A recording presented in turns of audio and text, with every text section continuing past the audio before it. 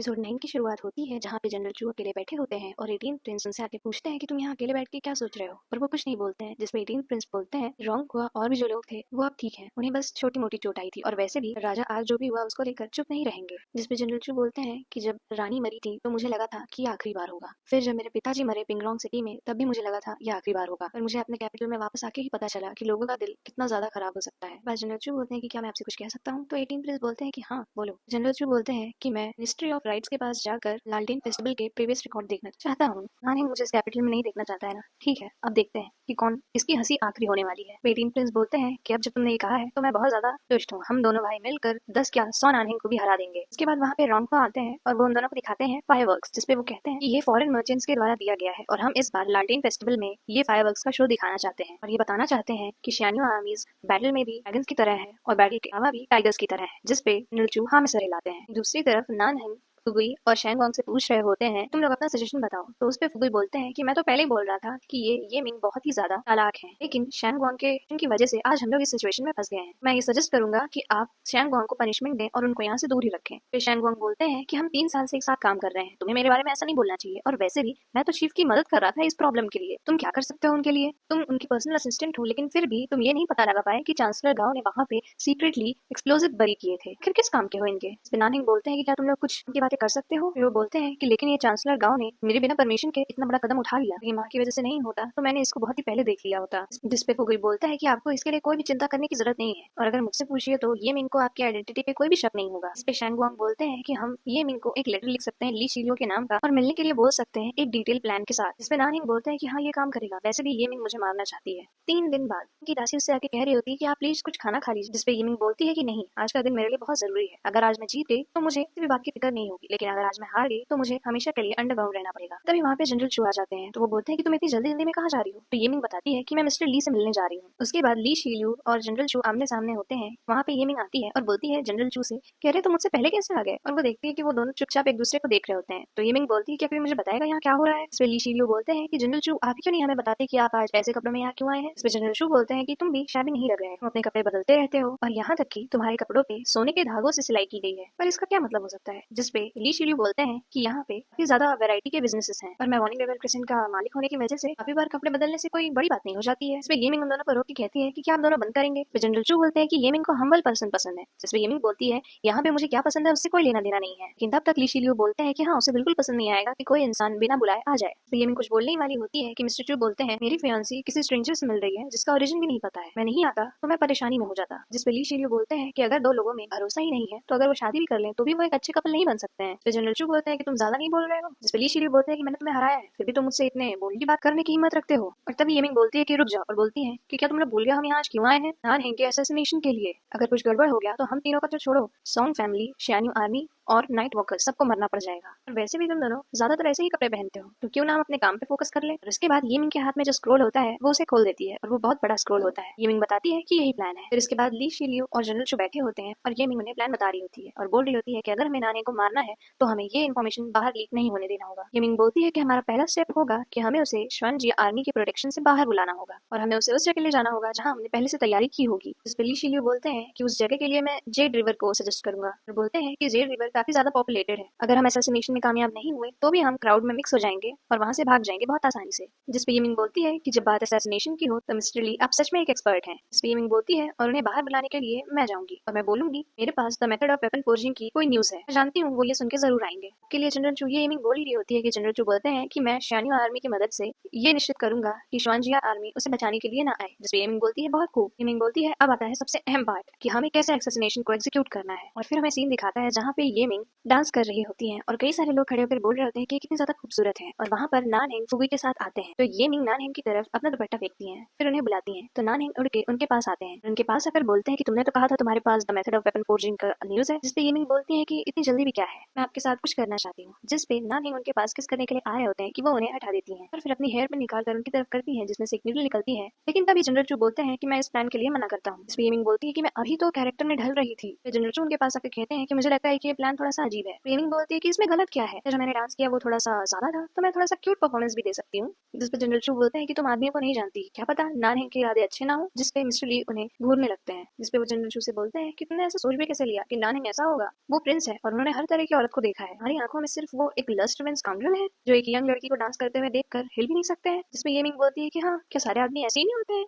तो जनरल चू बोलते हैं हाँ, वो ऐसे ही होते हैं। इसलिए येमिंग जनरल चू को देखने लगती है तो जनरल चू बोलते हैं लेकिन मैं वैसा नहीं हूँ। जिसपे जनरल चू बोलते हैं कि हमें ये चीज अभी यहीं रोक लेनी चाहिए और हम बाद में ये चीज आगे बढ़ा सकते हैं। जिसपे येमिंग बोलती है कि आपको पता भी है कि कितने दिन बचे हैं आर्ट फेस्टिवल के लिए। जनरल चू मिस्टर ली को देख रहे होते हैं तो येमिंग उनसे बोलती है कि ये किस तरह आप उन्हें देख रहे हैं, क्या आप अभी उन पे भरोसा नहीं करते हैं। इस पे जनरल चू बोलते हैं कि ऐसा नहीं है कि मैं उस पर भरोसा नहीं करता। तब तक ली शिल्यू बोलते हैं कि तुम्हें क्या लगता है मैं बहरा हूँ। और इसके बाद येमिंग आकर जनरल चू की जगह बैठ जाती है और बोलती है कि अब हमें जनरल चू बताएंगे कि वो कैसे नानहेंग को असैसिनेट करने वाले थे। और ली शिल्यू भी बोलते हैं हाँ बताओ। इस पे जनरल चू शुरू करते हैं और बताते हैं कि मैंने नानहेंग को बहुत ही सालों से जाना है। वो ही बहुत ज्यादा चालाक है और बहुत ही ज्यादा चालबाजियां करता है। अगर हमें उसे मारना है तो हमें कुछ ऐसा करना होगा जिसके बारे में नानहेंग ने सोचा भी ना हो। फिर हमें नेक्स्ट सीन में वापस लालटेन फेस्टिवल में दिखाया जाता है जहाँ पे सेवंथ प्रिंस यानी नानहेंग जा रहे होते हैं और वो फुगी से बोलते हैं तुम्हें नहीं लगता है कि यहाँ बहुत ज्यादा भीड़ है। जिसपे फुगी आके कहते हैं यहाँ से सेवंथ प्रिंस जा रहे हैं, उनके लिए रास्ता बना। और वहीं पे अपनी तलवार निकाल लेते हैं जिससे सब डर के मारे भागने लगते हैं। और फिर नानहेंग आराम से जा रहे होते हैं कि वहाँ पे जनरल चू आते हैं अपनी मून विंग डेड तलवार लेके। इसके सामने नानहेंग को डर लगने लगता है और वो अपने आदमियों को बोलता है कि मुझे बचाओ, लेकिन जनरल चू उन सबको एक ही बार में मार देते हैं। और उसके बाद फुगी भी नानहेंग को छोड़कर भाग जाते हैं। और उसके बाद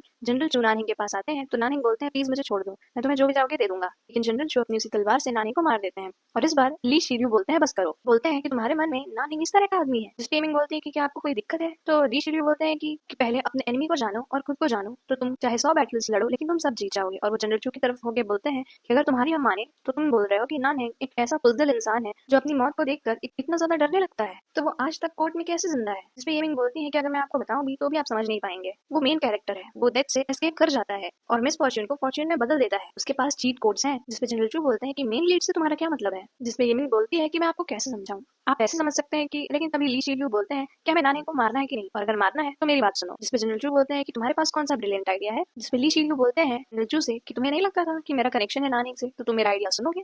जिसपे जनरल चू उन्हें आने का इशारा देते हैं। जिसपे ली शिल्यू बोलते हैं कि प्लान कुछ ऐसा रहेगा कि जगह अब भी जेड रिवर ही रहेगी और जब समय आएगा तो शियान्यू आर्मी पेट्रोलिंग के लिए जिम्मेदार होगी ताकि कोई एक्सीडेंट ना हो लालटेन फेस्टिवल में। और श्वानजिया आर्मी जरूर है सपोर्ट करने के लिए जाएगी पैलेस में। और उस टाइम जब नानहेंग बाहर घूमने के लिए आएगा तो आप मिस सॉन्ग उसे किसी बहाने से बुलाइएगा। उसके बाद लालटेन फेस्टिवल का एक सीन दिखाता है जहाँ पे येमिंग नानहेंग को शराब पिला रही होती है और खुद पीने की बजाय वहीं फेंक देती है। और जब नानहेंग पूरी तरह से शराब के नशे में होता है तो वो युनलॉन्ग और शैनहू के साथ अंदर चली जाती है। और तब वहाँ पर एंट्री होती है ली शिल्यू की। तो नानहेंग पूछते हैं तुम कौन हो, तो वो बोलते हैं तुम्हारी मौत का कारण।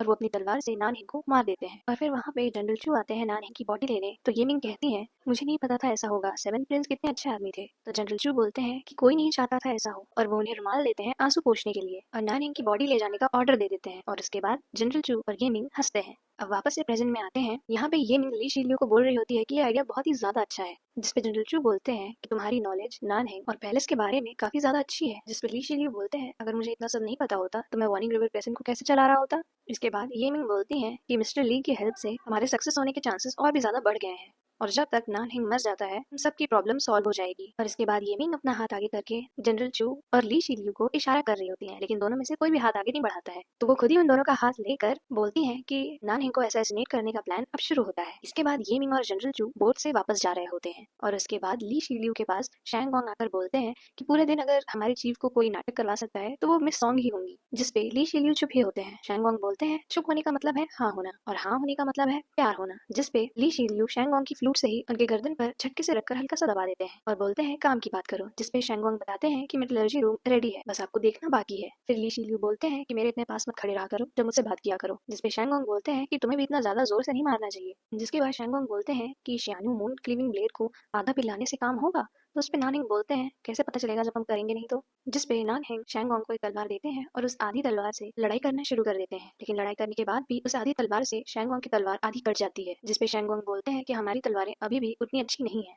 तो नानहिंग बोलते हैं इतने सालों से the method of weapon forging पढ़ने के बाद भी कुछ भी प्रोग्रेस नहीं हुआ है। जिसपे शैंगोंग बोलते हैं कि हमें क्या जंगलन से कुछ मेटलर्जिस्ट को बुलाना चाहिए फिर से। जिसपे नानहिंग बोलते हैं कि क्या हमने पहले ही इतने सारे मास्टर्स को नहीं बुलाया इतने सालों में, बिना सही मेथड के हम सक्सेस नहीं पा सकते हैं। जिसपे शैंगोंग बोलते हैं कि ये कैसा होगा कि हम वापस से किसी को मिलिट्री कैंप में भेजें। जिसपे नानहिंग बोलते हैं कोई जरूरत नहीं है, अब जो the method of weapon forging के बारे में जानता है वो है जनरल चू, और अब इस बारे में बाद में बात करते हैं। इसके बाद शैंगोंग बोलते हैं उस असैसिनेशन के प्लान का क्या हुआ, क्या हम अपने ओरिजिनल प्लान के हिसाब से ही चलेंगे। तो नानहिंग बोलते हैं कि हाँ, हम अपने ओरिजिनल प्लान के हिसाब से ही चलेंगे, पर पूरी तरह नहीं। जिसपे शैंगोंग बोलते हैं कि तुमने जरूर कुछ नहीं कहा होगा। जिसपे नानहिंग थोड़ा सा मुस्कुराते हैं और शैंगोंग को अपने पास आने के लिए बोलते हैं। जिसपे शैंगोंग बोलते हैं तुमने मुझे अभी कहा था कि जब बात करो तो मेरे पास मत रहो। जिसपे नानहिंग बोलते हैं कि इधर आओ। जिसपे शैंगोंग उनके पास जाते हैं और वो उन्हें कान में कुछ बताते हैं। तो शैंगोंग बोलते हैं ऐसा नहीं हो सकता है। तो नानहिंग बोलते हैं कि वैसे भी जनरल चू मुझे लेके काफी ज्यादा सावधान है, तो अगर हमने ड्रास्टिक मेजर्स नहीं अपनाए तो मुझे शक है कि जनरल चू का शक ली शिलियू से पूरी तरह नहीं हटेगा। वहीं दूसरी तरफ जनरल चू और येमिंग एक साथ जा रहे होते हैं तो येमिंग पूछती है मैं परेशान क्यों हूँ। तो जनरल चू बताते हैं कि मैंने झूठ बोला था जब मैंने कहा कि मुझे ली शिलियू पे पूरा भरोसा है। तो येमिंग बोलती है तो आप पूरे दिन आप नाटक कर रहे थे। तो इस पे जनरल चू बोलते हैं कि तुम्हें ये चीज अजीब नहीं लगती कि जब हम लोग असैसिनेशन का प्लान डिस्कस कर रहे थे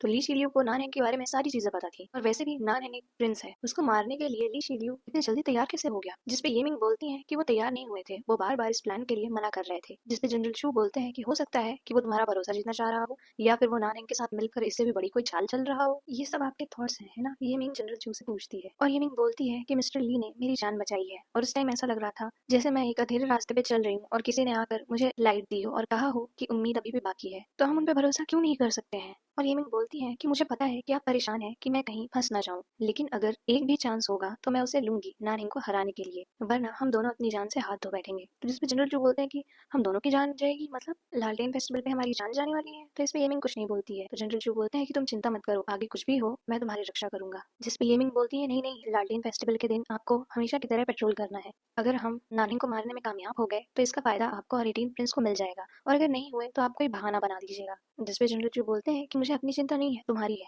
तो येमिंग बोलती है हाँ मुझे पता है, तुम सेकंड लीड हो ना, तुम हमेशा मेरे साथ रहोगे, पर तुम चिंता मत करो, नानहिंग मुझे मार नहीं सकता है। और वो ये कह के चली जाती है वहां से। और उसके बाद सुबह हमें दिखाया जाता है कि येटिंग की माँ बेड पर लेटी हैं और बीमार होने की एक्टिंग कर रही हैं, और येटिंग उनके पास आती है तो उनकी माँ उनसे कहती है कि क्या मैं मरने से पहले तुम्हारी शादी होते हुए देख सकती हूँ। जिसमें येटिंग कहती है कि आपके इसी एक्टिंग से पिताजी 20 साल से मूर्ख बने हुए हैं, है ना। तो जिसपे वो बोलती है क्या, और येटिंग ये बोलकर वहां से जाने लगती है कि उनकी माँ बोलती है कि एक भी कदम आगे नहीं बढ़ाना, और उनको ब्लैकमेल करने लगती हैं कि जिस बेटी को मैंने 10 महीने तक अपने पेट में रखा वो मुझसे ऐसे बात कर रही है, और ऐसे जीने से तो अच्छा है मैं मर जाऊँ। ये बोलकर भागने लगती हैं, जिन पे उनकी दासियां उन्हें पकड़ लेती हैं। और जैसे ही येटिंग पीछे मुड़कर देखती हैं उनकी दासियां उनसे कहती हैं अरे वो पीछे मुड़ गई, वो पीछे मुड़ गई। फिर येटिंग की माँ येटिंग के पास जाती है और बोलती हैं कि लालटेन फेस्टिवल में 18 प्रिंस को अपनी तरफ करने का एक बहुत ही अच्छा मौका है। तो जिसपे येटिंग बोलती है कि लालटेन फेस्टिवल प्रेयर के लिए होता है। जिसपे उनकी माँ कहती है कि तुम प्रेयर का छोड़ा, अगर तुम्हारी शादी हो गई तो ये मेरे लिए सबसे बड़ी ब्लेसिंग होगी। जिसपे येटिंग बोलती है कि आपको एफर्ट लगाने की कोई जरूरत नहीं है, वैसे भी इतने सारे राजा रानियां और उनकी क्यूबिकिन्स होती हैं, और अगर मुझे कोई ऐसा इंसान मिला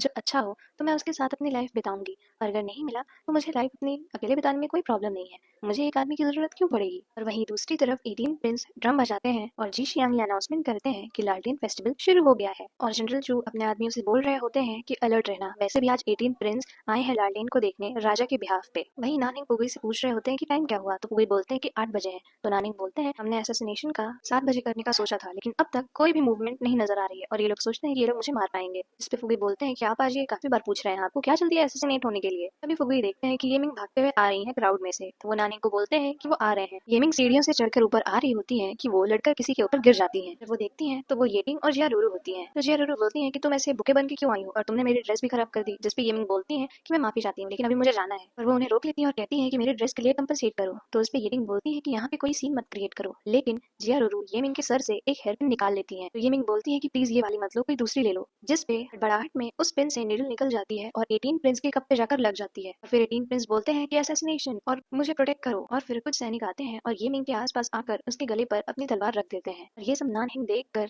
डिसअपॉइंटेड होते हैं। और फिर जी शियांग येमिंग को लेकर 18 प्रिंस के सामने आते हैं। येमिंग बोलती हैं कि ये सिर्फ एक नॉर्मल पिन है। 18 प्रिंस बोलते हैं कि ये नॉर्मल पिन है, और तभी वहां पर नानहिंग आ जाते हैं और बोलते हैं कि तुम इतनी छोटी बात का इतना बड़ा बतंगड़ क्यों बना रहे हो। तो जिस पे 18 प्रिंस बोलते हैं कि मैं सिर्फ पूछ रहा था। तो नानहिंग बोलते हैं कि तुम्हारी पढ़ाई लिखाई किस लिए थी, जब भी तुम किसी सिचुएशन में होते हो तुम सिर्फ सवाल ही पूछते हो। और फिर वो येमिंग को बोलते हैं कि तुम मेरे साथ आओ, और 18 प्रिंस वहां पर बोल रहे होते हैं कि मैं आज चुना गया हूँ और मैं सवाल नहीं पूछ सकता, मेरे सवाल पूछने में गलत क्या है। येमिंग और नानहिंग एक साथ चल रहे होते हैं, तो येमिंग सोच रही होती है कि मैं इन्हें रिवर साइड तक कैसे ले जाऊं, और वैसे भी अब तो इतना ज्यादा ज्यादा प्लॉट में चेंज आ गया है, क्या मैं डायरेक्टली बोल दूं? और वैसे भी ये बहुत ज्यादा चालाक है, अगर इन्हें थोड़ी सी भी भनक हुई तो हम तो गए। और वहीं नारंगी सोच रहे होते हैं कि मैं इसको बचाने के लिए ऑलरेडी आगे आ चुका हूँ, क्या ये ऑब्वियस नहीं है? अब मुझे कोई भी साइन नहीं दिखानी है कि मुझे सारी चीजें पहले से पता है और मुझे ये मिंग को ही उकसाना है मुझे जेड रिवर के पास ले जाने के लिए। नानिंग और ये मिंग एक साथ सोच रहे होते हैं कि मैं कैसे कहूँ, और नानिंग बोलते हैं कि अगर हम ऐसे ही चलते रहे तो हम सिटी से बाहर निकल जाएंगे। और तुम इतनी देर से शांत हो, क्या सोच रही हो तुम? जिस पे ये मिंग बोलती है कि हाँ मैं सोच रही हूँ, आपने जिस तरह मुझे बचाया बहुत ही हीरोइक था, जैसे कोई हेवन से डायरेक्ट यहाँ आया हो। जिसपे नानिंग बोलते हैं कि ये मिंग तुम इतनी ज्यादा बातूनी कब से हो गई, अगर तुम्हें कुछ कहना है तो सीधे सीधे कहो। जिसपे ये मिंग बोलती है कि अगर आपको इतना ही माने सुनने का तो मुझे कुछ कहना है। जिसपे नानिंग बोलते हैं हाँ हाँ बोलो। और वो बोलती है कि आपके बाल रिसीड कर दिए हैं जब मैं पिछली बार मिली थी उसके हिसाब से। तो नानिंग बोलते हैं कि बाल। और तभी वहाँ पर एक बूढ़ी औरत आती है 2 लालटेन लेकर और बोलती है नानिंग को कि आप क्यों नहीं लेडी को जेड रिवर के किनारे ले जाएं। और वो लालटेन देते हुए बोलती है कि इसके 2 सिल्वर के सिक्के होंगे। तो ये मिंग बोलती है इतना महंगा? तो वो बोलती है हाँ ये परफेक्ट कपल होने के लिए होते हैं। तो वो बोलते हैं इतना महंगा तो अलादीन का राग भी नहीं होता है। जिसमें नानिंग बोलते हैं कि तुम इतने इंपॉर्टेंट ऑफिशियल की बेटी हो फिर भी इसके लिए इतना वो सोच रही हो, रुको मैं तुम्हारे लिए खरीदता हूँ। और वो खोजने लगते हैं पर उनके पास पैसे नहीं होते हैं। जिसपे ये मिंग बोलती है तुम्हारे पास पैसे नहीं है? और वो बूढ़ी औरत बोलती है एक आदमी और 2 चांदी के सिक्के नहीं दे सकता? फिर वो बूढ़ी औरत वो लालटेन उनसे वापस ले लेती है और एक बिग आई और स्मॉल आई फिश की लालटेन लेके आती है और वो ये मिंग को देती है। तो बोलती है कि जब आदमी चुनो तो आंखें खोल के चुनो। और नान हिंग को जब देती है तो कहती है कि ये तुम्हारी तरह नहीं लग रही है और ये मैं तुम्हें फ्री में देती हूँ। जिसपे नान हिंग गुस्सा होने लगते हैं। तो ये मिंग बोलती है कि यार आप ये सब छोड़िए, आइए मेरे साथ। और वहीं भागते हुए एक बच्चे को नान हिंग वो लालटेन दे देते हैं और यहीं पर एपिसोड 9 एंड हो जाता है।